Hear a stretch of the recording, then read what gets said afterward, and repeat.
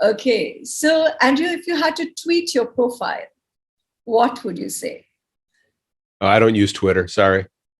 I'm kidding. You promised me only yes and no questions. This is if I have to think, the deal's off. No. I'm a strategy first global marketing and sales consultant. My goal is to help all of my clients be able to convert everyone they touch into voracious advocates for their brand.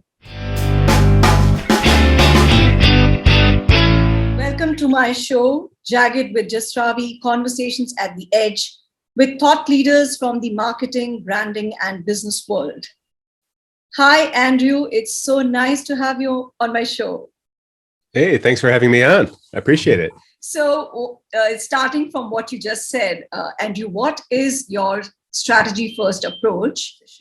Well, let's start with defining what I mean by strategy first, because that's always a question that it's easy to say, but it's a challenge to learn and do. Right. Most companies spend a fortune on what we call the tactical side of marketing, websites, even in the old days, brochures, boxes of donuts to visit their clients, all of these things that are sort of tactics, but none of that means anything and is very low impact and high spend if you don't have a core strategy, which means, do you truly understand who your customer or customers are? Not just who they are, but what matters to them. What are their pains, challenges, needs, desires that you can resolve? That's step one of the strategy. Then the second is, how do you as a company, how are you able to resolve those very issues, challenges, pains, problems, and otherwise in a way that eliminates all of the other solutions, that you do it better than any other solution to those problems that people have. And when you gain that understanding, and also what about you is different that actually matters to your customer, that's where you get the magic ingredients to build that strategy as to who you are. Then you can start to go and build the tactics to go out and do it. So I've seen companies that have millions of dollars invested in the very things that they're proud of their company. Oh, we do this, and that. And when you talk to the customer, why do you do business with these guys? None of those items matter.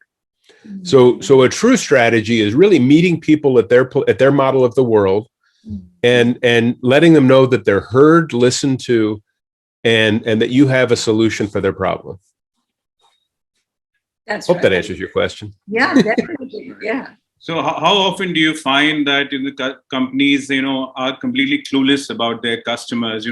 They sort of, they have a strategy which has absolutely no sort of connect with who their customers are. And, how often do you find that, a lot of people at the top, the senior managers have completely disconnected with their customers, So, completely clueless exists. And we have worked with completely clueless. But usually it's more about blind spots. It's more about a belief that's existed for an extended period of time within the organization, or beliefs that exist because they've never asked the questions. So, and it's incredible. I've the total disconnects that I can think of, that you just kind of go, what the hell?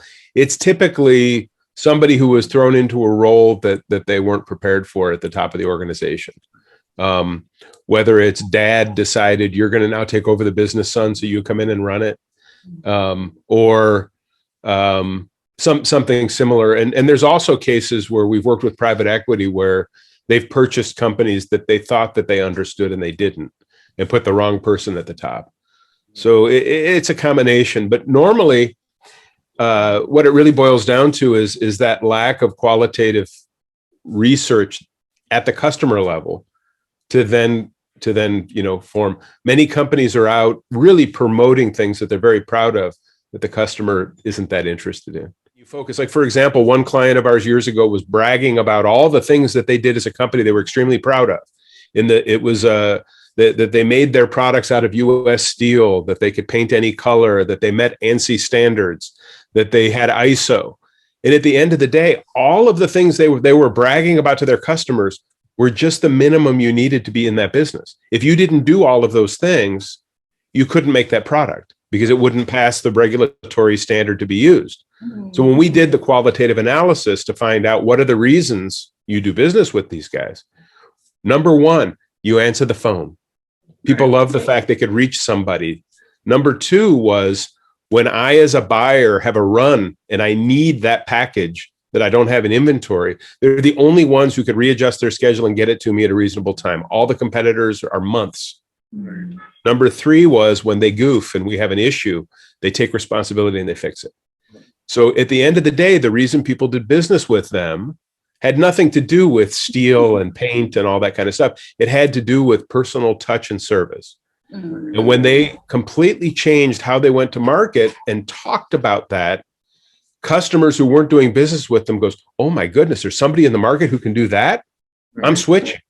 And that company more than doubled in business in 3 years and was sold, which was the end game of that project, was to get them sold. The other thing which is very interesting from your website and from a little bit research that we've done is the fact that you advocate the fact that every touch point, has to become a voracious advocate of your brand. So how do you sort of, so and you mentioned stuff like, that even people who are not really your customers can actually recommend you to others. So that we found that very interesting. So can you sort of, elaborate on that, Andrew? Yeah, let's break it down because there's different parts to the whole statement. It's quite a mouthful, but if you break it down, first of all, converting every touch doesn't mean every customer, because they're and the best examples of it are probably luxury brands. How many people out there are huge advocates for Ferrari, but have never bought a Ferrari, never could buy a Ferrari? And the fact that they have all of these advocates out there go, oh my God, Ferrari is whatever you perceive it to be, is part of the allure that gets the people with the money to buy it. So every touch is anyone who comes in contact with your business, your brand, or your people who are part of your brand.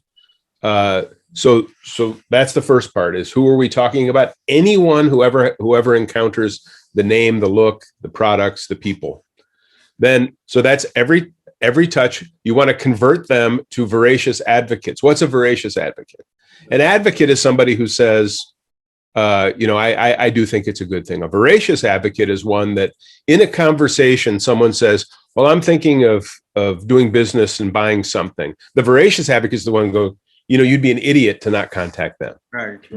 I can't get enough of them. Every time I have contact with them, I feel great. They're the ones that don't just say, yeah, they're okay. They're the ones who go out and say, they're the ones that climb to the hilltop and shout the benefits and the feeling that your brand inspires. And then, of course, the brand is really who you are as a company, not your logo, not your look, not your feel. But basically, your brand is, what are people saying about you when you're not in the room? What do they feel about you when you're not there? Right. So the idea is everyone that ever comes in contact with you, your brand, and your people should be converted to people who go out and promote and grow your business. So often in the concept of the sales funnel, we see this idea. In the US, the real hard edge sales guys that give sales a bad name, they talk about kiss or kill. Right. So if you talk to them and they don't want to buy, get rid of them. Right. We say no. Right. We say if they don't want to buy, still provide them with service and otherwise, and collect them at the bottom of the funnel, which we call the hourglass, right, so that they can continue to be advocates for your brand. One of the biggest deals I've ever had in my entire life came to me because I refused to do business with someone that I wasn't qualified to help, right, who had a cousin that needed what I do. Right. And it was a long-term engagement that made a great deal of money for our company that never would have come in my lap had I not referred a piece of business that I could have faked it till I make it, right, and probably lost. Right. But instead, I helped this gentleman find the right consultant for his challenge, and it turned into a massive deal. That's about converting into advocates. Now, coming to another topic, you've been working internationally for a very long time, Andrew, and you've told me stuff about working in South America, and you've also been to India, and you've eaten rotis and gone to Baroda. So how do you look at this evolving landscape for international marketing now, given the fact that the world is changing? I've been doing global trade before the internet existed. Right. So back in the days when you did your prospecting with actually telexes and faxes and phones and manuals and things. So the data generation has made it a lot easier and a lot more dangerous, because people tend not to do the level of due diligence and study that they should to understand the right market. I mean, I remember sitting at a trade show in Germany, and I tell this story all the time. And a gentleman would come up to the counter and say, we are the number one dealer of this type of product in our country. Right. And we want to be your partner. And we would say, thank you. And we take his business card, we put it on the table. We'll be in touch. Right. And as he walks away, another gentleman who looks like he could be his brother comes up to the table. We are the number one distributor of this product in our country.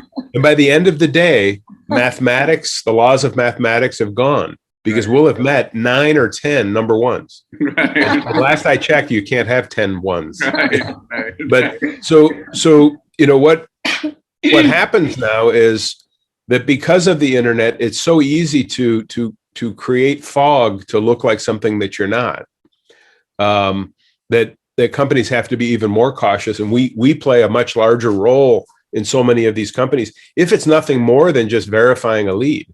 So last week we got a call from a client who said, "Hey, there's a guy in I don't want to say the country, but who claims to be the right player for us." And we reached out to one of our affiliates in that country. They did the due diligence to find out it was literally a guy who lived in his parents' house, hoping to start a business. Right. So those factors exist, and then the legalities of what rights do you have as a company in other countries. I've seen over the years horror stories where, say I met with someone in country X, and he said, "I want to be your distributor." And while we're contemplating it, he's hired a lawyer and registered our name under his name in the country. Right. So now when we choose somebody else, we have to fight to be able to use our own name in that country because of that person. And it's just to complicate us legally. Right. So there's so much to know. And that's why when companies decide to go global and they want to expand, they need expertise. They need to know how which are the small stones you step on to keep your feet dry when you cross the river. And one more thing which I wanted to sort of discuss was the lot of work that you are doing now, especially in the area of predictive AI and data analytics. Sure. You've done you've done work around how could if somebody's selling off a large catalog, how you could upsell and cross sell products and stuff like that. And that's very helpful from for a lot of industrial products, companies, manufacturers, and stuff like that. So could you sort of, elaborate on that? Yeah, I mean, the old system was sales guys would have the book, and they're, the typical is, imagine you've got a 1,000-page catalog. Most salespeople know 100 pages at the most, and even that is a lot. Right. So they go out and they sell what they're comfortable with, and many of them make a great living, and it's good for them, but not necessarily for the company. So then we sort of invented this thing called the sales analyst. And what the sales analysts were doing is each month looking at what was selling, what wasn't, and then making recommendations to the sales team to try to expand. Well, with an AI, and again, AI is so many different things to so many different people. We're going to talk about it specifically to predictive modeling. So imagine you go to a home improvement store. Like here in the US, we have Home Depot or Lowe's or Menards. I don't know the stores in India, but you go into that store and you buy a home barbecue. Right. Okay. Right. So they say, "Oh, he bought a barbecue." Well, the old model was you'd go onto their website and they know who you are and you bought a barbecue. They start selling you more barbecues. Right. And you go as a consumer, "I already have one. I'm going to use it for 5 years. Right. I'm not interested." So then they got clever. And they said, "Well, if you bought a barbecue, maybe he needs a spatula, maybe he needs a cover, maybe she needs coal for the different things that are related to it." Right. Now, with an AI system, what they could do instead is to compare everything that you've ever purchased against who you are, or they could look at your location and otherwise so that they can create a persona for you. Right. And in the data, comparing you to the other tens of thousands, hundreds of thousands of customers, Right. people like you who bought a barbecue and live in this zip code or this neighborhood and have also purchased patio tiles, those people have an 80% possibility that they're going to buy a lawnmower. Right. Or and you can look at that past data comparing people so that the predictions and the items suggested are completely out of left field. So now let's take it to an industrial distributor. Right. So I'm visiting I sell construction materials. Right. And I visit a company that does roofing repair. Right. And they're a company that does roofing repair in very expensive homes. Right. So now in the system, comparing me to people in others, I said, in that deal, we're selling you roofing shingles and nails and roofing material. That's what you've been buying. Well, the predictive model will look at other people who do roof repairs in expensive neighborhoods and recognize many of them have purchased racks for their truck to carry ladders. Right. Many of them have purchased sealants in a certain area. And it starts to help me as a salesperson suggest items that never would have occurred to me. Right. Now, most companies, when they're hiring salespeople, they'll hire 100 people, Right. of which 90 of them time out. They never get up to speed. Well, what would happen if you're a new salesperson who doesn't really understand that 1,000-page catalog, and you've got this AI that when you tell it who you're visiting, will give you suggestions? What's the highest probability of the first 4 items that company would buy? And then you got the sales guy who's making money selling 20 pages of your 1,000-page catalog. The system is now telling him with the existing customers, these are items you should be adding.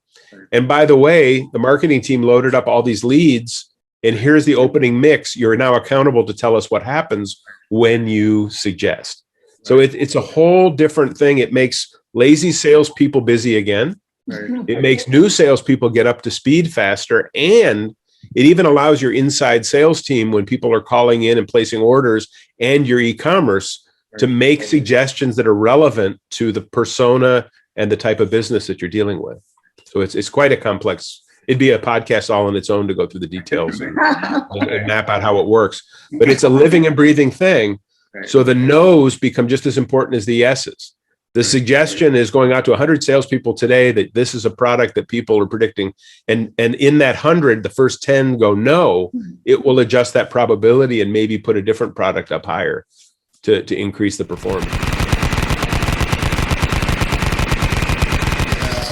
Such violence. You should be, I'll shoot my own. There we go. Here, wait, I gotta go to the big one.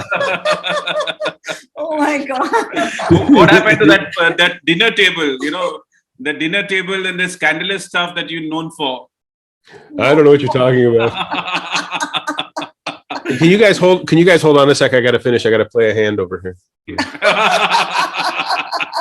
Okay, I'm back. Favorite travel destination? Thailand. Wife's pet peeve? Me.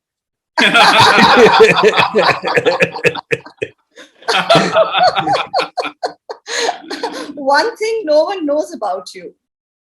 There's lots of things people don't know about me. Yeah, so Probably my artistic pursuits. like what? Like what?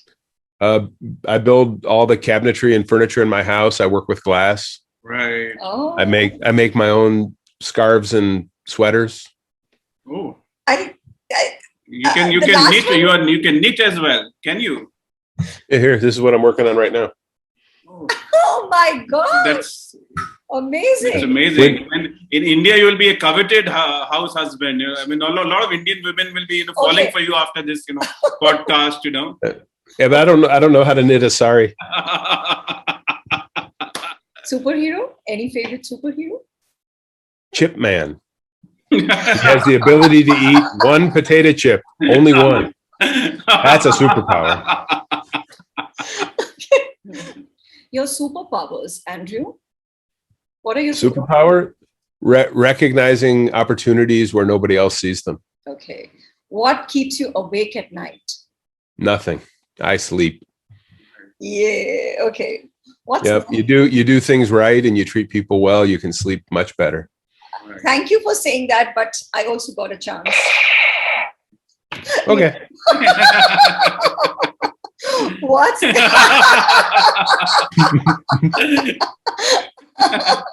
did very well. Yeah. And the gun didn't feel out of place, most importantly, Right. because of all the blasts. Well, it's time for a drink.